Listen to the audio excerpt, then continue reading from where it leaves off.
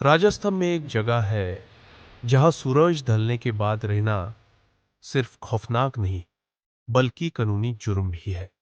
न कोई पुलिस, न कोई गेट बैंड, सिर्फ एक बोर्ड जो कहता है सूर्यास्त के बाद प्रवेश मना है। आज हम बात करेंगे भंगर फोर्ट की, जिसे भारत की सबसे भूतिया जगह कहा जाता है। पर सवाल ये है, क्या ये सच में हॉन्टेड है या फिर सिर्फ डरावनी कहानियों का जाल? भांगर फोर्ट बना था 17वीं सदी में राजस्थान के अलवर डिस्ट्रिक्ट में अरवल्ली के पहाड़ों के बीच। इस फोर्ट को बनवाया था राजा माधो सिंह ने, जो मुगल कमांडर मन सिंह के भाई थे। एक समय पर यह जगह सिर्फ एक फोर्ट नहीं थी, बल्कि एक पूरा शहर था। यहाँ बाजार थे, मंदिर थे, महल थे और हजारों लोग रहते थे। सुबह से शाम तक ये शहर जिंदा रहता था। पर अचानक सब कुछ बदल गया। लोग गायब होने लगे, घर खाली होने लगे और धीरे धीरे ये शहर खामोश हो गया।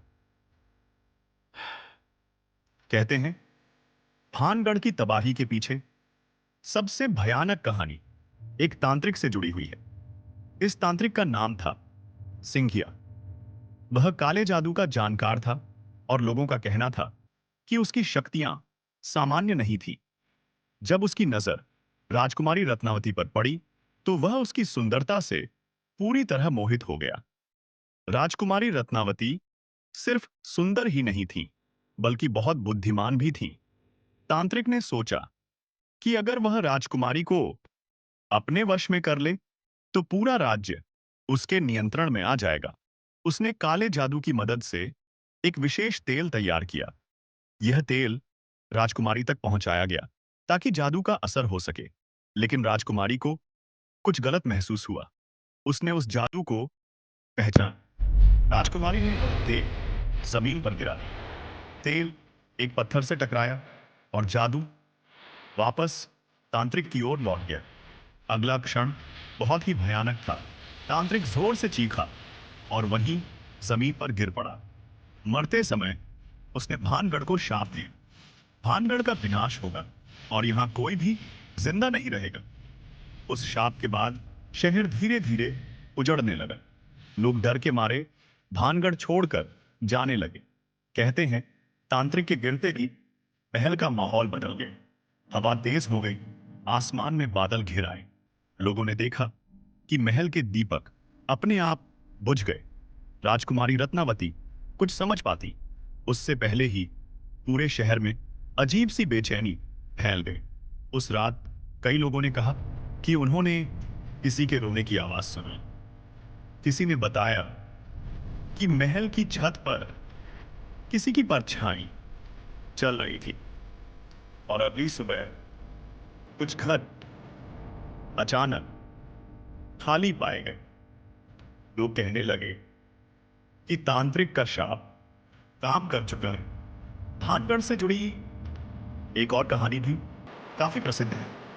कहते हैं भानगढ़ के पास एक साधु तपस्या करता था। वह साधु शांत स्वभाव था, लेकिन उसके नियम बहुत सख्त थे।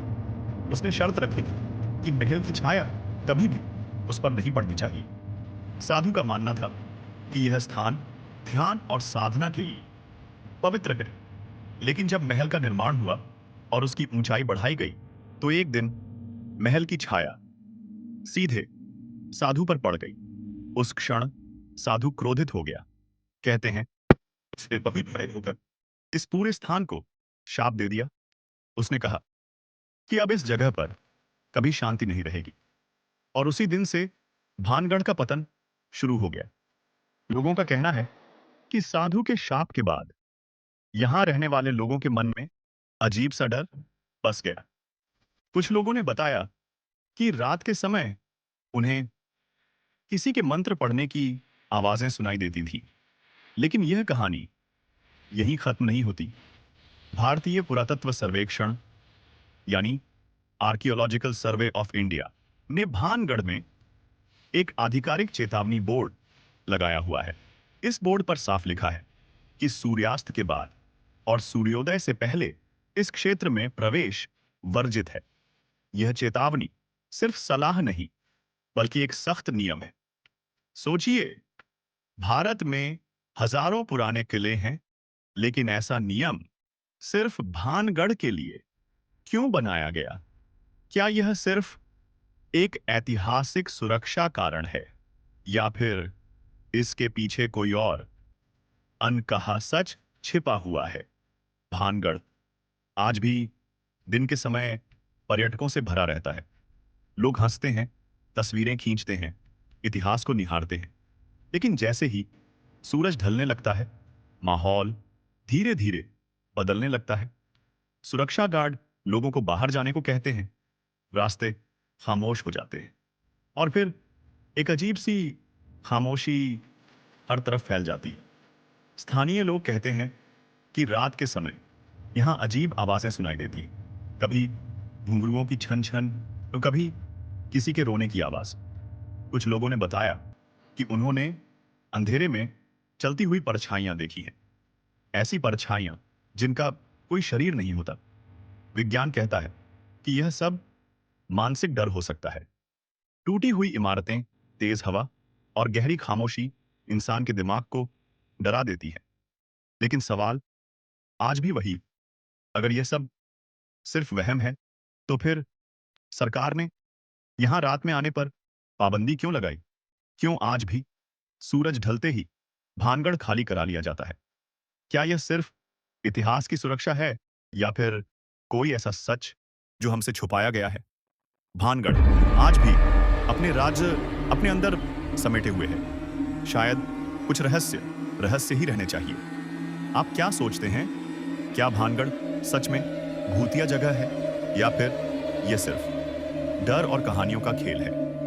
अपनी राय कमेंट में जरूर बताइए। और अगर आपको भारत के ऐसे ही रहस्यमय और डरावने इतिहास जानना अच्छा लगता है, तो चैनल को सब्सक्राइब करना न भूलें। हॉन्टेड हिस्ट्री इंडिया, जहां इतिहास और खौफ एक साथ जिंदा रहते हैं।